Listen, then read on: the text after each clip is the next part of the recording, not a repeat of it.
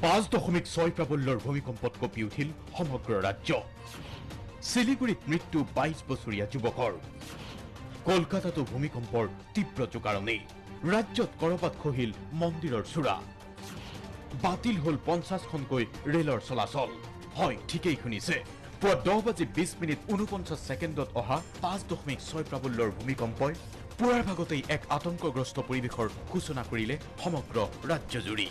ভূমিকম্পৰ পিছ মুহূৰ্ততেই সতৰ্কতামূলক ব্যৱস্থা হিচাপে বাতিল কৰি দিয়া হল 50খনকৈ ৰেলৰ চলাচল। ৰেলপথ পৰীক্ষণৰ অন্ততহে পুনৰ চলিব ৰেল। এয়া বিলাসীপাৰাৰ সমীপৰ বিটিএডিৰ অধীনস্থ শক্তি আশ্ৰম মুখিগাঁৱৰ দৃশ্য। এই গাঁওখনত ভূমিকম্পৰ তীব্ৰ জোকাৰণিৰ ফলত ৰাধা গোবিন্দ মন্দিৰটোৰ বিস্তৰ ক্ষতিসাধন হল। খহি পৰিল মন্দিৰটোৰ গম্বুজ। দেৱালতো মেলিলে প্ৰকাণ্ড ফাট। কিন্তু এই জোকাৰণিৰ মাধ্যমত আমাৰ ৰাধা কৃষ্ণ গোবিন্দৰ মন্দিৰটো ইয়াৰে 10-15 বছৰ হল। এইটো মানে গম্বুজটো একদম সম্পূৰ্ণৰূপে ফাটি।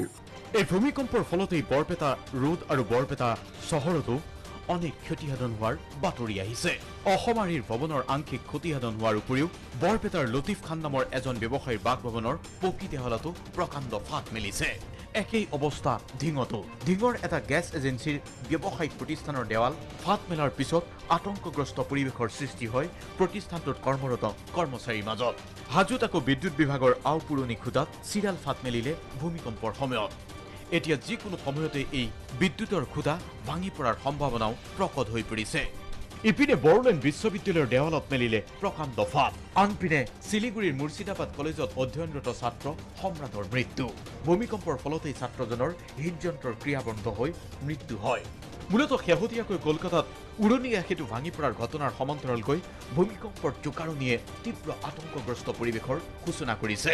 উল্লেখযোগ্য যে ভূগৰ্ভৰ 13 কিলোমিটাৰ গভীৰতাত অভিকেন্দ্ৰ থকা এই ভূমিকম্পটোৰ উৎপত্তিস্থল কোকৰাঝাৰ আৰু ইয়াৰ নিকটৱৰ্তী এলেকা বুলিয়ে নিশ্চিত কৰা হৈছে। Bureau report DY 365।